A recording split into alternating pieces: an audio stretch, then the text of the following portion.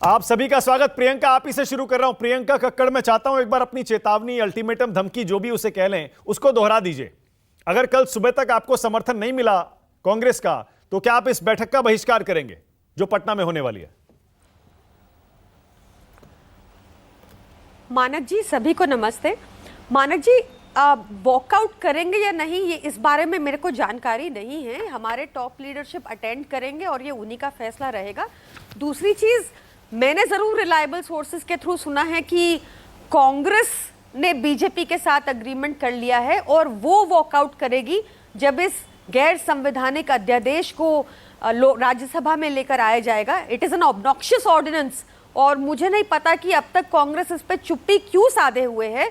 बहुत क्लियरली एक constitutional bench ने एक जजमेंट दी थी 8 साल लगाकर, जिसमें सारा फैसला आम आदमी पार्टी सरकार के हित में आया था और उसको एक ऑर्डिनेंस के द्वारा, कॉन्स्टिट्यूशनल बेंच की जजमेंट को एक ऑर्डिनेंस के द्वारा, यानी कि कॉन्स्टिट्यूशन को एक ऑर्डिनेंस के द्वारा, यानी कि गैर संवैधानिक, कॉन्स्टिट्यूशन को आप ऑर्डिनेंस के द्वारा नहीं बदल सकते, एक गैर संवैधानिक तरीके से ऑर्डिनेंस लाई गई।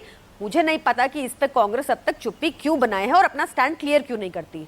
नहीं, हमने जो संजय सिंह को सुना और हमारे भी कुछ सूत्र हैं, वो भी यही कह रहे हैं कि आपने डिसाइड कर लिया है, अगर आपको समर्थन नहीं मिला कांग्रेस का कल सुबह तक, तो आप इस बैठक में जाएंगे ही नहीं। आप कह रही हैं हो सकता है वॉकआउट कर जाएं। स्टैंड है क्या आम आदमी पार्टी का? अभी संजय सिंह तो बोल चुके कैमरे पर। हमारा स्टैंड बड़ा क्लियर है। स्टैंड क्लियर कांग्रेस का नहीं है, हमारा स्टैंड शुरू से बड़ा क्लियर है। ये लड़ाई आम आदमी पार्टी की नहीं है, ये लड़ाई अरविंद केजरीवाल जी की नहीं है, ये संविधान को बचाने की लड़ाई है, ये लोकतंत्र को बचाने की लड़ाई है। और कांग्रेस को अपना स्टैंड क्लियर करना चाहिए कि वो इस गैर संवैधानिक ऑर्डिनेंस के समर्थन में है, बीजेपी के समर्थन में है या कॉन्स्टिट्यूशन बचाने के समर्थन में है। ओके, लेकिन प्रियंका, ये भी तो देखना पड़ेगा, क्योंकि अगर आप गठबंधन में शामिल नहीं होते, महागठबंधन में, इस बैठक से आप वॉकआउट कर जाते हैं, कांग्रेस समर्थन नहीं देती है, तो विपक्षी एकता का क्या होगा? और आप क्या अकेले लड़ लेंगे दिल्ली और पंजाब में चुनाव बिना विपक्षी एकता के, विपक्षी दलों के समर्थन के? मानक जी, मैं फिर से दोहरा रही हूं, बात संविधान को बचाने की है।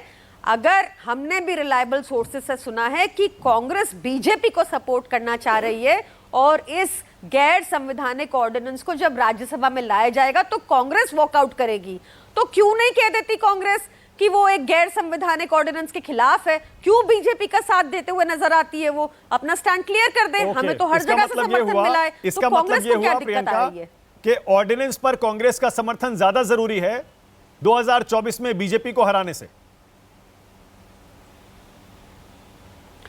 लोकतंत्र को बचाने में कौन सी पार्टी किस तरफ खड़ी है, यह ज्यादा जरूरी है।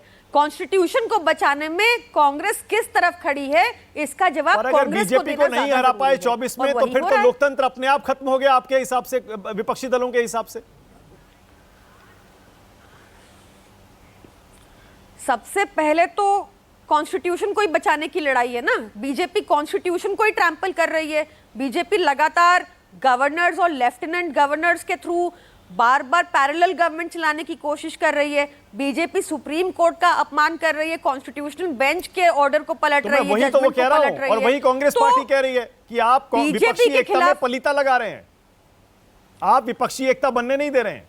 संदीप दीक्षित कह रहे हैं ऊपर से आगे कांग्रेस को डिसाइड कर।